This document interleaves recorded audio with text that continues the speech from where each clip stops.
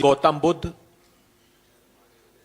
सम्राट अशोक, माता जानकी, गुरु गोविंद सिंह जी, महावीर स्वामी जी के त्याग, तप, तपस्या, सहिष्णुता, संयम, सदाचार जो हम सब और हमारे सब नेताओं में प्रतिबिंबित होता रहता है, वहीं दूसरी ओर नफरत, नकारात्मकता और निराशा, घृणा से भरा हुआ एनडीए का दल, उसकी सिर्फ एक झलकी दिखाकर हम अपनी पत्रकार वार्ता को प्रारंभ करेंगे। मैं अनुरोध करता हूं कि एक वीडियो दिखाया जाए, उसके बाद मैं नासिर जी से और अखिलेश प्रसाद जी से, मदन मोहन झा साहब से अनुरोध करूंगा कि वे वक्तव्य दें।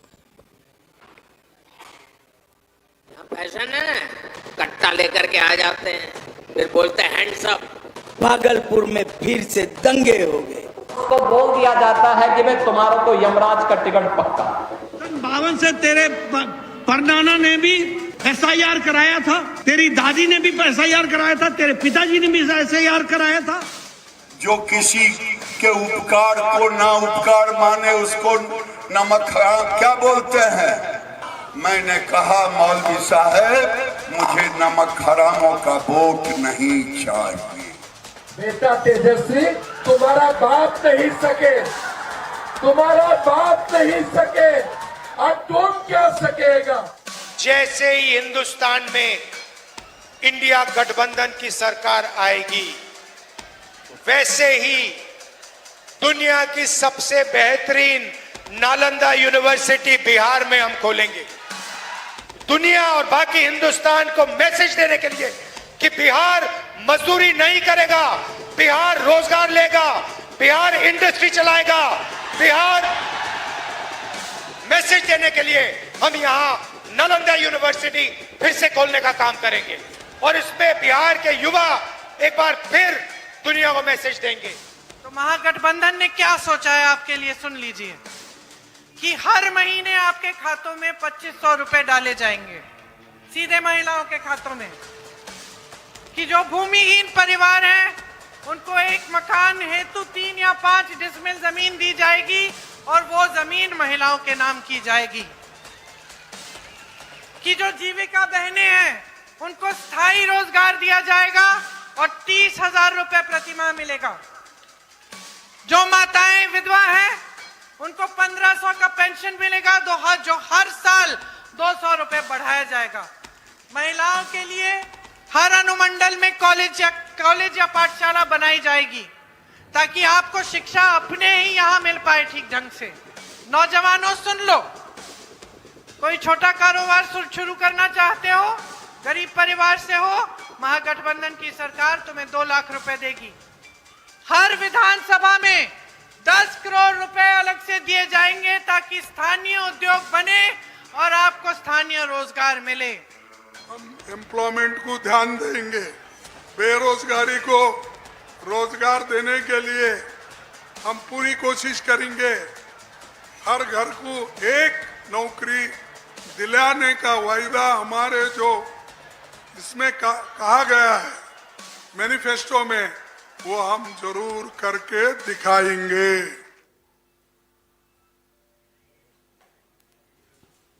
मैं अनुरोध करता हूं सैयद नासिर हुसैन जी से, उसके पहले हम हृदय से आभार व्यक्त करते हैं कि पवन खेड़ा जी ने निरंतर हमारा कम्युनिकेशन डिपार्टमेंट का मार्ग प्रशस्त किया, निरंतर बिहार में बने रहकर। मैं अनुरोध करता हूं नासिर जी से कि वे पत्रकार वार्ता।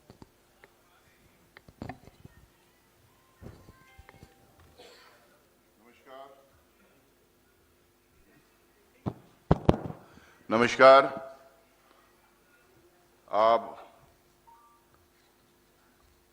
आप माध्यम के मित्र जो यहाँ पे इकट्ठा हुए हैं, आखिरी दिन कैंपेनिंग का कल तो ख़त्म हो गया, आज सब इकट्ठा हुए हैं। आप तमाम लोगों का आज की इस प्रेस वार्ता में इस्तकबाल करता हूँ। मंच पे काफ़ी सीनियर लोग हैं हमारे, अखिलेश प्रसाद सिंह साहब हैं, मदन मोहन झा जी हैं, अभय दुबे जी हैं, हमारे अंजन यादव जी हैं और संजीव सिंह जी हैं, कौकब कादरी जी हैं, हमारे ट्रेजरर साहब हैं, राठौर जी हैं और आपके सामने एक 2 मिनट का वीडियो हम लोगों ने चलाया।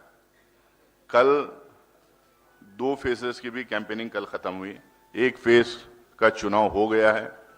कई लोग अपने अपने हिसाब से एग्जिट पोल और ओपिनियन पोल वो सब सामने रखे हैं। कुछ फेक आंकड़े भी लोगों के सामने लाया गया है। कल जब फाइनल फेज के कैंपेनिंग खत्म हुई है और जनता आने वाले कल का दिन जाके वोट करेंगे, तो ये जरूरी है कि हम लोग एनालिसिस करें कि चुनाव का प्रचार कैसा रहा है। बहुत सारी बहस चुनाव के कैंपेन में होती है, हेल्थी डिबेट्स होते हैं, लेकिन बिहार में 20 साल नीतीश कुमार जी की और भाजपा की सरकार के, लगभग 20 साल, बीच में इधर उधर पलटी मारते रहे वो, लगभग 20 साल की उनकी जो सरकार चली, तो इनको जरूरी था कि बिहार के जनता के सामने अपना रिपोर्ट कार्ड रखते। रिपोर्ट कार्ड रखने के बजाय इन्होंने बहानेबाजी की। जब बच्चा रिपोर्ट कार्ड लेके आता है, जब स्टूडेंट रिपोर्ट कार्ड अपने माँ बाप को लेके आके दिखाता है, अगर उसमें मार्क्स कम आते हैं या फेल हो जाता है, तो वो बहाने बनाना शुरू कर देता है। वो दोषी ठहरा करता है कि टीचर ठीक नहीं थी, क्वेश्चन पेपर ठीक नहीं था, क्वेश्चन ही ठीक नहीं थे, यानी तो पेपर ठीक नहीं था, लिखने का पेन ठीक नहीं था। इसी तरह से 20 साल बाद जब लोगों के बीच में जब जा रहे थे, 4 सरकारें बने, इनको चाहिए था कि 20 साल में इन्होंने 5-5 साल के बाद जो जो वायदे किए थे, जो लोगों के सामने अपनी बात रखी थी, जो बिहार की जनता को गलत वायदे किए थे, उस पे कितना ये खरा उतरे हैं, कितना काम किए हैं, कौन से सेक्टर में इन्होंने कितना काम किया है, ये लोगों के सामने रखना था। लेकिन वो तो रखा नहीं इन्होंने। इनके सारे नेता, प्रधानमंत्री नरेंद्र मोदी जी से लेके अमित शाह जी से लेके इनके सारे यूनियन मिनिस्टर से लेके ये लोकल लीडर्स तक, क्या बात इन्होंने की। अभी तो आपको हम लोगों ने वीडियो में दिखाया था, कट्टा, घुसपैठिया, दंगा, हरामखोर, पता नहीं क्या क्या इन्होंने डिबेट का स्तर गिराते हुए पता नहीं क्या क्या बक रहे थे, क्या क्या बोल रहे थे। हम चाह रहे थे कि ये जवाब दें, जो जनता चाह रही है, जो जनता सवाल पूछ रही है उसका जवाब दें। सबसे बड़ा सवाल जो हम लोग जहां जहां कैंपेन में गए थे, मैं तो कम से कम 20 पब्लिक मीटिंग एड्रेस किया, 2-3 प्रेस कॉन्फ्रेंसेस किया, कई लोगों से मिला पिछले 20 दिन में।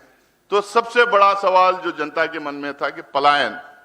अगर ये लोग क्लेम कर रहे हैं कि इन्होंने तरक्की की, डेवलपमेंट किया, इंडस्ट्री लाई, एम्प्लॉयमेंट बढ़ाया, तो ये सवाल जो सबके दिमाग में बार बार जो आ रहा था कि 1.5 करोड़ बिहार की जनता बाहर जाके काम क्यों कर रही है। 1.5 करोड़ पढ़े लिखे भी बाहर के जाके काम कर रहे हैं, जो पढ़ नहीं पाए वो भी बाहर जाके काम कर रहे हैं, जो डेली मजदूर, डेली जो लेबर दिहाड़ी पे जो काम करता है वो भी जाके बाहर काम कर रहे हैं। और बाहर जाके काम कर रहे हैं, किन परिस्थितियों में काम कर रहे हैं। मेरे यहाँ, मैं कर्नाटका से आता हूँ, कर्नाटका में बल्लारी से आता हूँ, जो माइनिंग सेक्टर है, सबसे ज्यादा माइग्रेंट लेबर वहां पे आता है। वहां पे 600-800 रुपए दिहाड़ी पे लोग काम करते हैं, लेकिन सबसे ज्यादा बिहार के लोगों को वहां पे एम्प्लॉय किया जाता है, क्योंकि वो चीप लेबर, सबसे ज्यादा चीप लेबर किसी स्टेट से आता है तो बिहार से आता है। 150-200 रुपए में काम करने के लिए रेडी होते हैं, इसीलिए बिहार के लोगों को वहां पे काम पे लगाया जाता है। ह्यूमिलेशन फेस करना पड़ता है, इंसल्ट्स उनके होता है, डिग्निटी ऑफ लेबर उनका नहीं होता है, वायलेंस के केसेस में उनको फंसा देते हैं, और जो हमारे माँ बहनें जो जाके काम कर रहे हैं उनके साथ हरासमेंट होता है। तो ये सब सहते हुए भी जाके बाहर इसलिए काम कर रहे हैं क्योंकि बिहार में नौकरियां नहीं है। पिछले 20 साल में नौकरी नाम की चीज यहाँ पे आई ही नहीं है। जो उल्टा जो सैंक्शन पोजीशंस थे, जो वैकेंसीज थे, उसको भरा नहीं गया। ये कहते हैं कि जो लोग ईश्वर भी नीचे आके भरना चाहे तो जो कॉन्ट्रैक्ट बेसिस पे जो एम्प्लॉयज को लिया गया उनको परमानेंट नहीं कर सकते। यहां तक ये कहते हैं भाई हमें सरकार 5 साल में हमने सरकार में रख के देखिए, हम बताते हैं कि कैसा परमानेंट किया जा सकता है, कैसा नौकरियां दिए जा सकते हैं। ये खुद नौकरियां दे नहीं पाए, उल्टा हमसे सवाल कर रहे हैं कि आप नौकरियां कहां से पैदा करेंगे। भाई आप चले जाइए कर्नाटक, तेलंगाना, तमिलनाडु, महाराष्ट्र, पंजाब, हरियाणा, दिल्ली, जहां जहां हमारे सरकारें थे, कैसा हम लोगों ने नौकरियां निकाले, कैसा हम लोगों ने नौकरियां पैदा किए, कैसा हम लोगों ने इन्वेस्टमेंट लाया, कैसा वहां पे इंडस्ट्री फैक्ट्रीज लगाए, बड़े बड़े इंडस्ट्रीज कैसा ले, कैसा प्राइवेट सेक्टर में गवर्नमेंट पब्लिक सेक्टर और प्राइवेट सेक्टर में दोनों में भी कैसा नौकरियां हम लोगों ने वहां पे बहाल की, तो हम बताएंगे। तो हम जनता से बार बार यही आग्रह कर रहे हैं कि इनके 20 साल में ये लोग जो कर नहीं पाए, फिर उसी तरह के बड़े क्लेम्स, हैलो स्लोगन्स, बड़े बड़े जो है स्टेटमेंट्स देके ये लोग चले जा रहे हैं। इसी तरह से इन्होंने पास्ट में दिया था, आज भी वही स्टेटमेंट्स दे रहे हैं। तो हम जनता से ये अपील कर रहे हैं कि 5 साल हमें चांस दीजिए, 5 साल हमें चांस दीजिए। अमित शाह कहते हैं कि यहां जमीन नहीं है, लेकिन अदानी को 1 रुपए में जमीन दे देते हैं।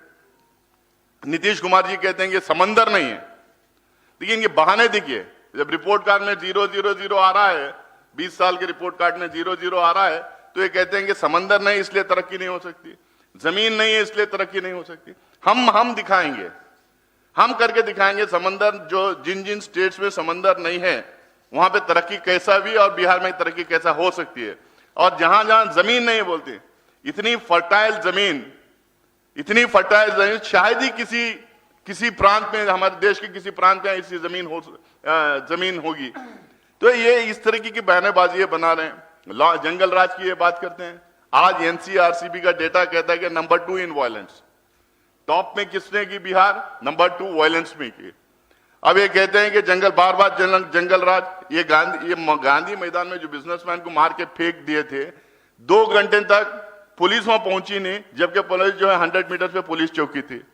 4 दिन पहले मैं पूर्णिया पहुंचा था, जिस दिन मैं पूर्णिया पहुंचा उस दिन 3 मर्डर हुए, माँ और बेटी के और किसी का एक, 3 मर्डर खुलेआम। बिजनेसमैन को खुलेआम जब घर में घुस के गोली मार रहे हैं और कहते हैं कि लॉ एंड ऑर्डर ठीक है, और जंगल राज की आप बात करते हैं। अरे भाई, आज आपकी सरकार में लॉ एंड ऑर्डर का सिचुएशन क्या है उसकी बात करो ना।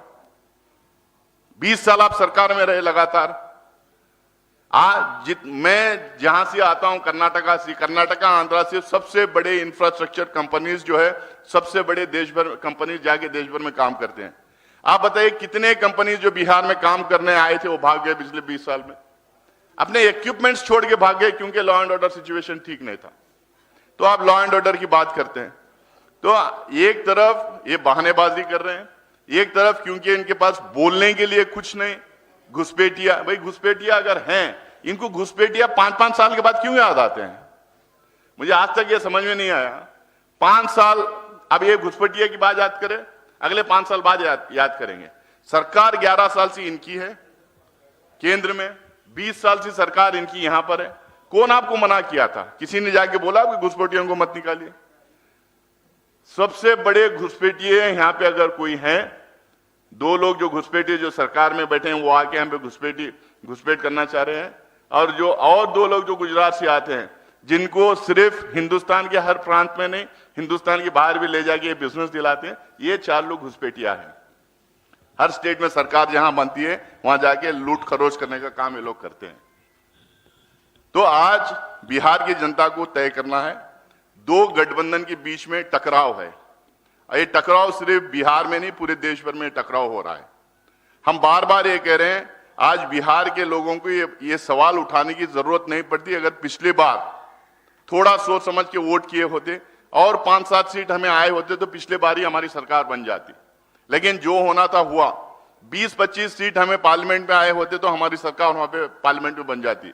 लेकिन अब क्योंकि उस टाइम पे भूल हो गई, क्योंकि कुछ इंडिपेंडेंट्स को हम वोट देने चले गए, क्योंकि हम छोटी मोटी पार्टियों को वोट देने हम चले गए, उसके चक्कर में पिछले बार यहां पे भी हमारी सरकार रह गई, और 2024 में पार्लियामेंट इलेक्शन में भी मोदी जी को फिर दोबारा आ गए वहां पे।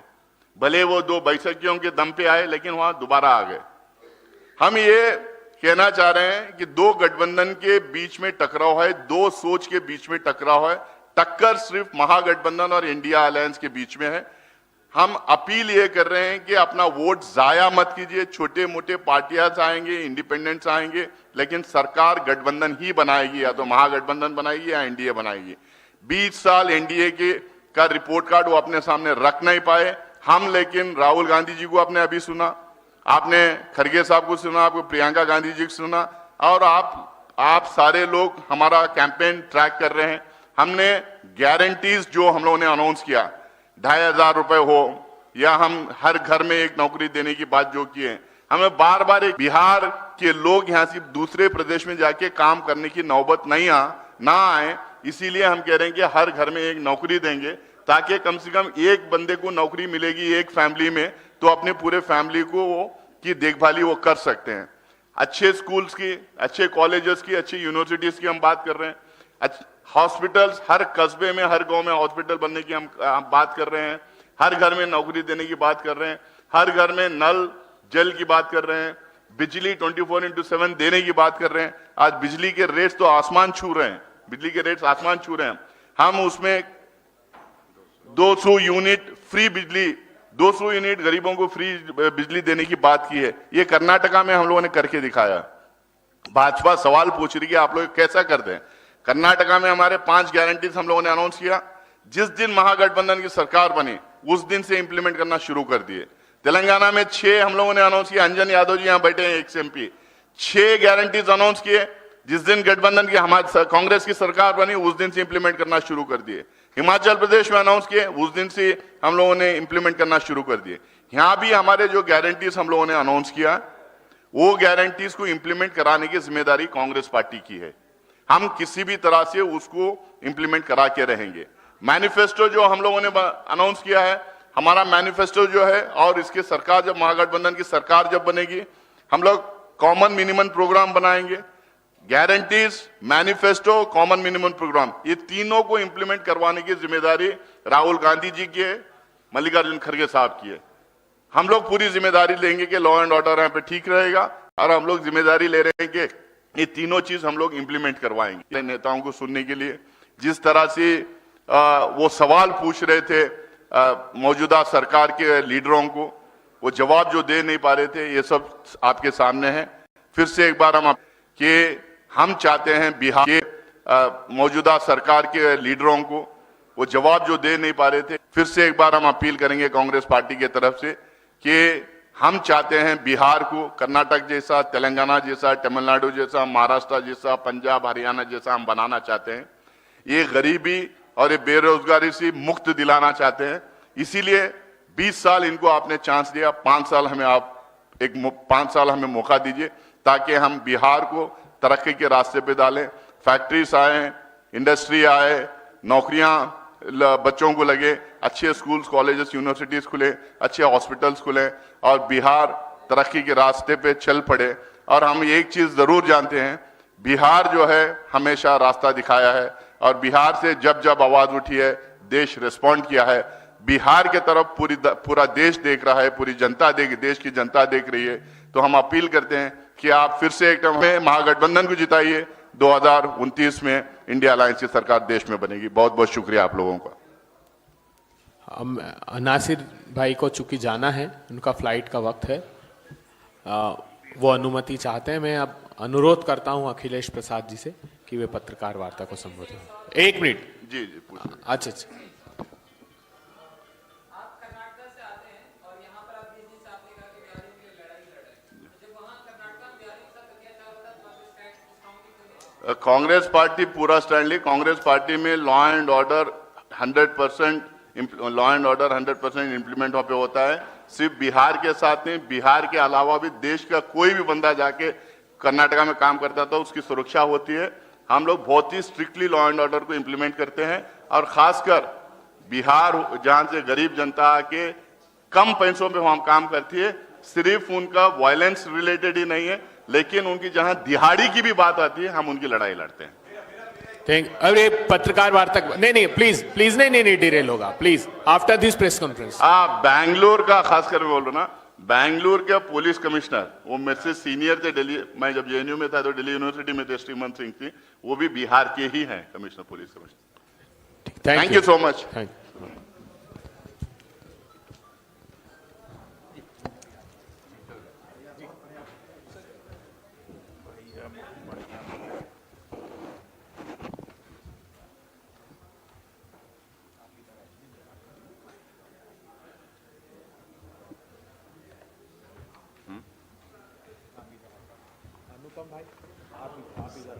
आइए।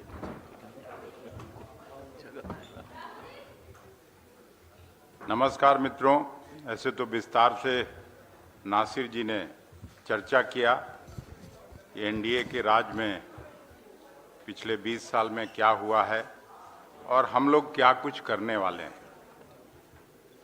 जिस तरह से कैंपेन हुआ उसको भी आपने वीडियो में देखा कि एक तरफ किस तरह से अपनी उपलब्धियों को बताने के बजाय तनाव, पोलराइजेशन की बात की जा रही है, कट्टा की बात की गई और हम लोगों का जो कैंपेन रहा वो पूरे पॉजिटिविटी के साथ हम लोग जो आगे करने वाले हैं, जो बिहार के लिए रोड मैप बनाया गया है उसके बारे में हम लोगों ने अपने कैंपेन में बताया है जहां कहीं भी हम लोग गए हैं।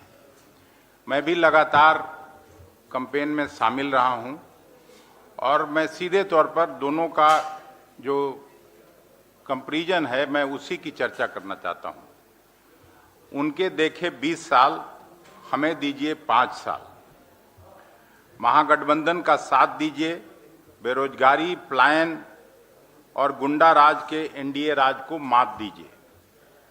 बिहार के लिए महागठबंधन की जो 5 साल की गारंटी है उसमें हर परिवार को एक सरकारी नौकरी, महिलाओं को हर महीने उनके खाते में 2500 रुपए, 200 यूनिट तक बिजली फ्री, 500 रुपए में गैस सिलेंडर, उसके बाद वृद्धजनों को 1500 रुपए मासिक पेंशन, दिव्यांगों को 3000 मासिक पेंशन, महिलाओं के लिए फ्री बस सेवा, जीविका दीदियों को 30,000 सैलरी, पत्रकारों के रहने के लिए हॉस्टल और मुफ्त इलाज, 25 लाख तक की इलाज की सुविधा, बीमा और 15 लाख का स्वास्थ्य बीमा। आप सभी जानते हैं सहारा इंडस्ट्रीज में, सहारा में बिहार के लाखों परिवारों के पैसा फंसे हुए हैं। बिहार लगता है यूपी में भी इसी तरह की स्थिति है। तो हम लोगों की सरकार आती है तो इसके लिए एसआईटी का गठन करेंगे और उनका पैसा वापस कर। आरक्षण की 50% सीमा बढ़ाने हेतु विधानमंडल पारित कानून को संविधान की 9वीं अनुसूची में शामिल करने के लिए केंद्र सरकार को भेजने का हम लोगों का योजना है। अत्यंत पिछड़ा वर्ग तथा आर्थिक रूप से कमजोर वर्गों का आरक्षण 20% से बढ़ाकर 30%, अनुसूचित जाति एससी का 16% से 20% और अनुसूचित जनजाति ट्राइबल लोगों का 1% से 2% किया जाएगा। दलितों के उत्पीड़न के मामले की त्वरित सुनवाई के लिए विशेष न्यायालय स्थापित किए जाएंगे। अत्यंत पिछड़ा अत्याचार निवारण अधिनियम को पारित किया जाएगा। महादलित, अति पिछड़े और भूमिहीन वर्गों को बंजर या खाली जमीन पर सरकारी खेती के लिए भूमि पट्टा दिए जाने की योजना है हम लोगों की। किसानों की उनकी उपज पर समर्थन मूल्य की गारंटी दी जाएगी। एमएसपी पर कानून की गारंटी देने की बात हम लोग हमेशा केंद्र में भी उठाते रहे हैं और यहाँ सरकार बनेगी तो उसकी गारंटी दी जाएगी। खेती के लिए 24 घंटे मुफ्त बिजली उपलब्ध कराई जाएगी। अब जो तुलना मैं करना चाहता हूं, भाजपा जेडीयू राज में बिहार की बर्बादी के जो 20 साल हुए हैं उसका जिक्र मैं करना चाहता हूं। 10 से ज्यादा भर्ती परीक्षाओं में घोटाला, युवाओं पर लाठीचार्ज, आप सभी ने इसको देखा है। 20 से 50 लाख में पेपर डिग्री की खुली बिक्री यहां होती रही है, जिसके आप हम सभी गवाह हैं। 3 करोड़ 18 लाख बिहारी मजदूरों का पलायन हुआ है, जो मोदी सरकार का ही आंकड़ा है, ये कोई कांग्रेस पार्टी और महागठबंधन का आंकड़ा नहीं है। 64% आबादी 67 रुपए रोज पर जिंदा है। सर्वाधिक इसमें दलित और अति पिछड़े लोग हैं। 6 माह में 11 उद्योगपतियों की हत्या हुई है और उद्योग धंधा बर्बाद हुआ है। इसको भी आप हम सभी ने देखा है। हर दिन, जिसको ये लोग कहते हैं कानून का राज, हर दिन बिहार में 8 हत्या, 33 अपहरण और 136 जघन्य अपराध होते हैं। आपने देखा है, कैग ने उजागर किया है 70,000 करोड़ रुपए का घोटाला हुआ है। 3 साल में 27 पुल भ्रष्टाचार के भेंट चढ़े हैं। इसको भी आप लोगों ने भी अखबारों में छापा है और न्यूज में लाया है। स्वास्थ्य ढांचा बीमा का स्थिति है 60% स्टाफ, 86% विशेषज्ञ डॉक्टर और 93% बिस्तर की कमी है बिहार में। गंगा प्रदूषित, 13 में से सिर्फ 7 ट्रीटमेंट प्लांट इनका चालू है। जहरीली शराब से 190 से ज्यादा मौतें हुई हैं और ऐसे तो यहाँ शराबबंदी है, कहा जाता है कि शराबबंदी लागू है, लेकिन शराबबंदी के नाम पर जो एक पैरेलल इकोनॉमी खड़ा किया गया है उससे भी आप वाकिफ हैं। अवैध धंधा जो हो रहा है उससे भी आप वाकिफ हैं। स्कूलों में बदहाली, 25% ड्रॉप आउट, 1,16,000 स्कूलों में बिजली नहीं है। उच्च शिक्षा में लगातार गिरावट जारी है। GER 17.1%, 1 लाख आबादी पर सिर्फ 7 कॉलेज हैं। किसानों को धोखा, 3980 करोड़ स्वीकृत, लेकिन खर्च केवल 915 करोड़ हुआ है। बेटियों को कर्ज और माफिया राज की सौगात। मनरेगा में फर्जी हाजिरी और भुगतान घोटाला, ये भी सब आया है, आप लोगों ने देखा होगा। 1000 करोड़ का सृजन घोटाला, वो भी पूरा बिहार ने देखा है। 1 रुपए में अदानी को अभी हाल ही में 1000 एकड़ जमीन उपलब्ध कराई है बिहार सरकार ने, और दूसरी तरफ हजारों बार आपने मुख्यमंत्री को कहते हुए सुना होगा कि यहाँ तो लैंड लॉक्ड स्टेट है, समुद्र नहीं है, इसलिए बिहार में इंडस्ट्रीज नहीं लगती है। जबकि पहली पंचवर्षीय योजना, दूसरी पंचवर्षीय योजना तक जब जो कांग्रेस की सरकार थी उसमें पब्लिक सेक्टर इन्वेस्टमेंट सबसे ज़्यादा हुआ। शायद ही एक आध स्टेट देश में हो जिसमें बिहार से ज़्यादा इन्वेस्टमेंट हुआ हो। और उसी में HEC बोकारो का स्टील प्लांट, स्टील कारखाना, सिंदरी में खाद कारखाना और बरौनी में तेल शोधक कारखाना, बरौनी में भी खाद कारखाना, ये सब लगे थे और हम लोग देखते रहे हैं। उसी में लगभग हर जिले में शुगर की फैक्ट्रियां चालू हुई थीं और शुगर के मामले में 27% शुगर अकेले बिहार नेशनल किटी को देने का काम करता था, जो अब घट के 2% से भी नीचे चला गया और केवल 1 ही 2 गिने चुने चंपारण में शुगर फैक्ट्री चल रहा है, नहीं तो बाकी सभी शुगर फैक्ट्री पूरे बिहार में बंद है। 50,000 आंगनवाड़ी केंद्रों की मशीनें बंद हैं। 4200 लोक सेवकों पर भ्रष्टाचार के मुकदमे हैं और ये केवल खर्चा पानी का सरकार, इसको अगर कहा जाए तो कोई अतिशयोक्ति नहीं होगी।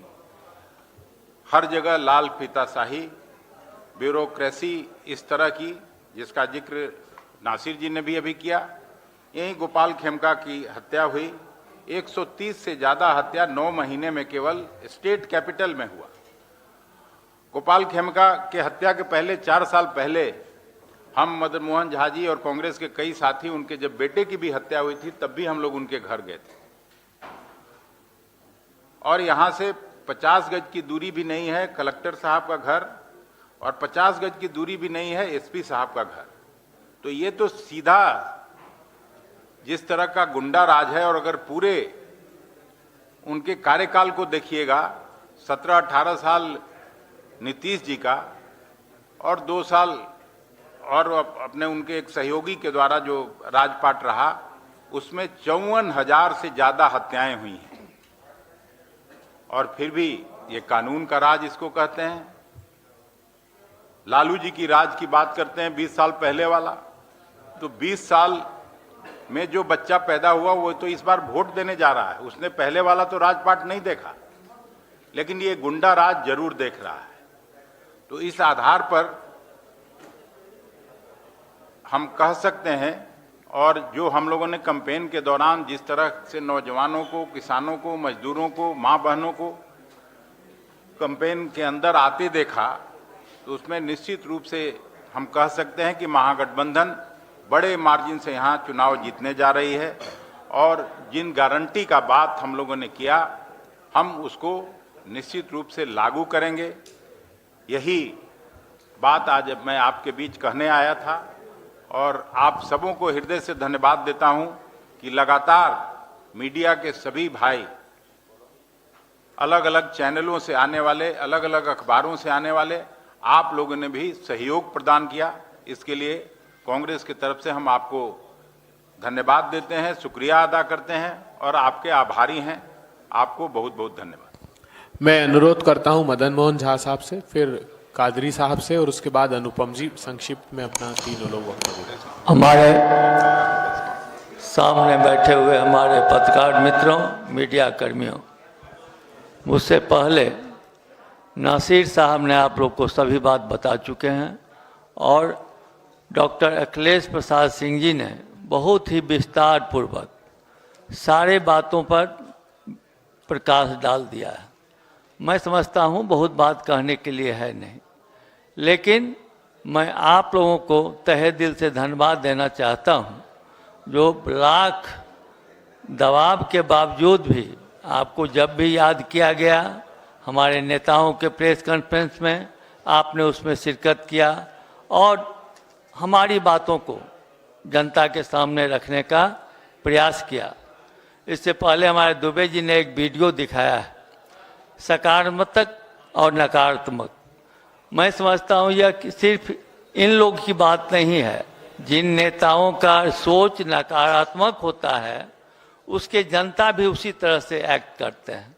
और मैं समझता हूँ ये एनडीए के लोगों ने क्षेत्र में भी बहुत जगह ऐसा सोच अपना दिखाया है जो आप लोग भी देखे होंगे। लेकिन उसी के विपरीत हमारे नेता राहुल गांधी जी हों, खड़गे साहब हों, प्रियंका जी हों, और हमारे महागठबंधन के लीडर तेजस्वी प्रसाद यादव जी हों, उन्होंने पूरे संयम के साथ लोगों को अपील किया। और मैं समझता हूँ इस जिस तरह का भाषण उन लोग का हुआ, अगर हम लोग का भाषण भी उसके जवाब में होता तो आज बिहार की स्थिति बहुत ही दर्दनाक होती। लेकिन मैं अपने नेताओं को भी धन्यवाद देता हूँ जो जिन्होंने संयम रखा, और आप लोगों को भी धन्यवाद देता हूँ जो आपने मेरी बातों को रखा। और उनकी जो घोषणा हुई है, जो हम लोग ने मैनिफेस्टो में दिया, और उससे पहले 4-5 महीने से हमारे सारे वर्कर उस पर काम कर रहे थे। उन्होंने हमारा ही चोरी किया है। मैनिफेस्टो में जो बात आई उसको पार्टली उन्होंने अपने घोषणा पत्र में किया, कुछ को इम्प्लीमेंट भी किया। हमारे घोषणा पत्र में जो बात है, राहुल गांधी जी की दूसरे जगह भी सरकार बनी है, आप वहाँ पता कीजिए। उन्होंने जो घोषणा किया, जो मैनिफेस्टो में दिया, उसको इमीडिएट इम्प्लीमेंट भी किया है। मैं आशा करता हूँ, जब बहुत दिन नहीं है, 1 दिन का मामला है, कल चुनाव खत्म हो जाएगा। आप लोग को पुनः हम धन्यवाद भी देते हैं और उनसे भी आग्रह करते हैं, 1 दिन में भी 5 साल पर चुनाव होता है, जनता जवाब मांगती है विधायक से कि आपने क्या किया। उनको जवाब देना चाहिए 20 साल का, और केंद्रीय सरकार को 11 साल का। आप लोग कभी सुने हैं? वो केवल कहेंगे, कभी कहेंगे जंगल राज है, कभी कहेंगे 20 साल पहले इंदिरा गांधी जी ये किए थे, राजीव गांधी जी ये किए थे, जवाहरलाल नेहरू ये किए थे। मैं समझता हूँ जनता इस बात को समझती है और हम लोग जनता के साथ हैं, जनता हमारे साथ है, और निश्चित रूप से महागठबंधन की सरकार बिहार में बनेगी। और यहीं से जो केंद्र में जो राज चल रहा है, जो हम लोग गुलामी की जंजीर से जकड़े जा रहे हैं, जो हमको बोलने की छूट नहीं है, चाहे हम हों चाहे सामने बैठे पत्रकार हों, चाहे उन्हीं के दल के भी उनसे पॉजिटिव नहीं रखने वाले लोग हैं, सब लोग घुटन महसूस करते हैं। मैं आपसे आग्रह करता हूं कि आप इस बात को उजागर कीजिए और हम लोग अगर अच्छा काम किए हैं या कर रहे हैं या प्रयास कर रहे हैं तो उसको जनता के सामने रखिए। जय हिंद। कोकम कादरी जी।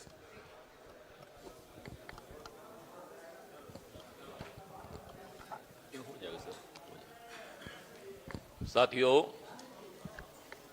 आप लोगों ने अभी देखा प्रेस कॉन्फ्रेंस के शुरुआत में 2 मिनट की जो वीडियो यहाँ दिखाई गई थी, उसमें साफ तौर से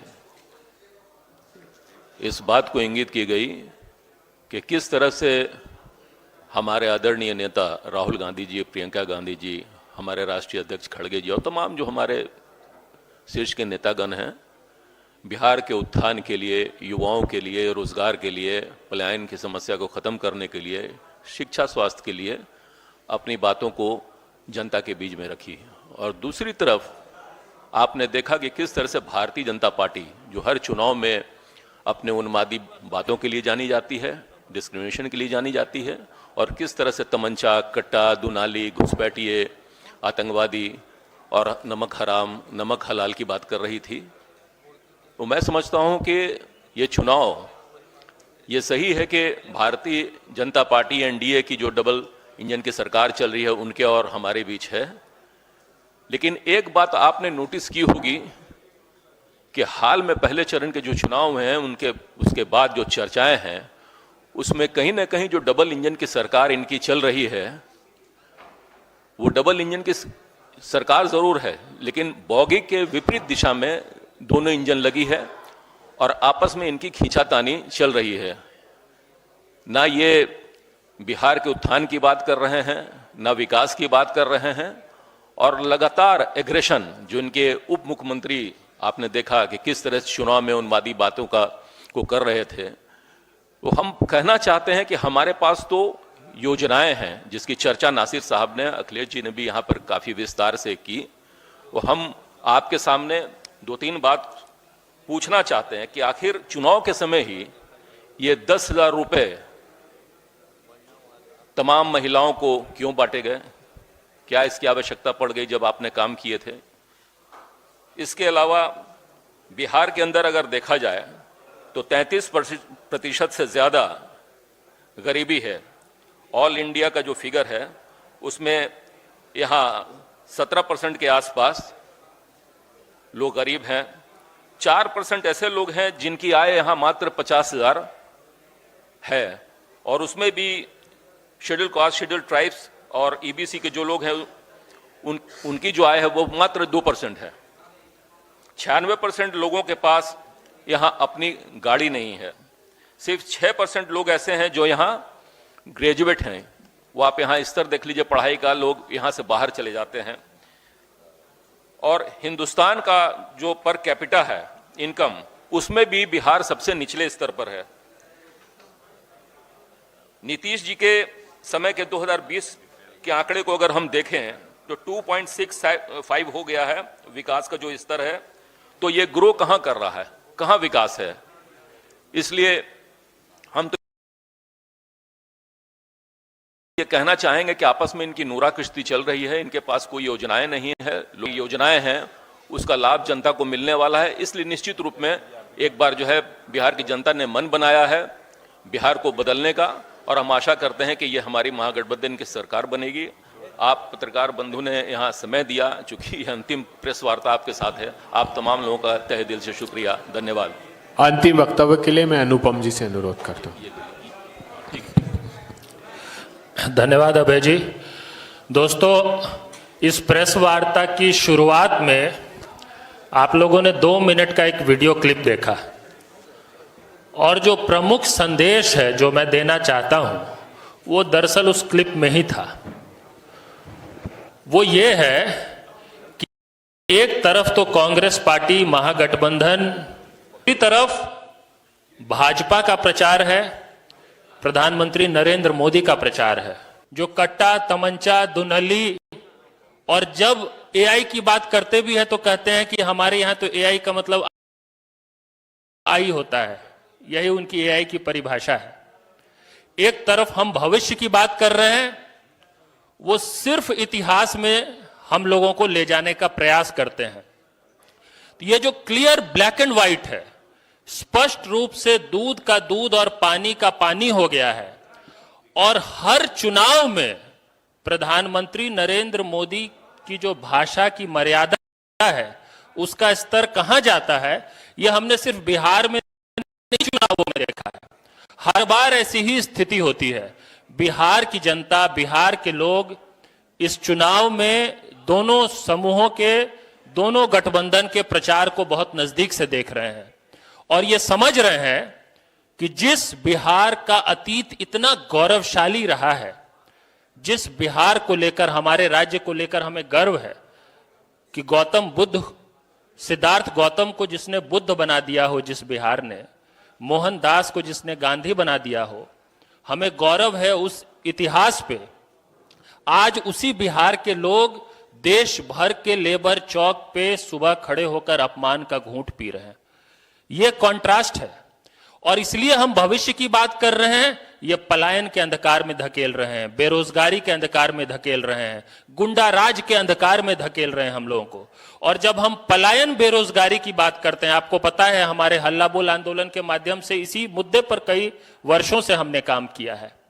जब जब पलायन, बेरोजगारी की बात होती है, तो पलायन तो देखिए सिम्टम है, उसके कई और कारण है जिस कारण से पलायन हो रहा है, और उसमें भीषण बेरोजगारी, अफसरशाही, बाढ़, सुखाड़, भ्रष्टाचार, ऐसे कई कारण हैं। और हमको अगर एक बेहतर बिहार बनाना है, जिसका प्रचार हमने किया है, जिसके लिए हमने काम किया है, और जिसका ब्लूप्रिंट हमारे पास है, तो हम सिर्फ 5 चीजों पे हम ध्यान देना चाहते हैं, और हम देंगे तो अपने आप एक बेहतर बिहार बनेगा। पहला, छात्रों को पढ़ाई, युवाओं के लिए कमाई, बुजुर्गों को दवाई, वंचितों को भागीदारी, महिलाओं को मान और किसानों को सम्मान। तभी फिर से हमारा बिहार बनेगा महान। हम उसी राह पे हैं बिहार को दोबारा से महान बनाने के लिए। बहुत बहुत धन्यवाद।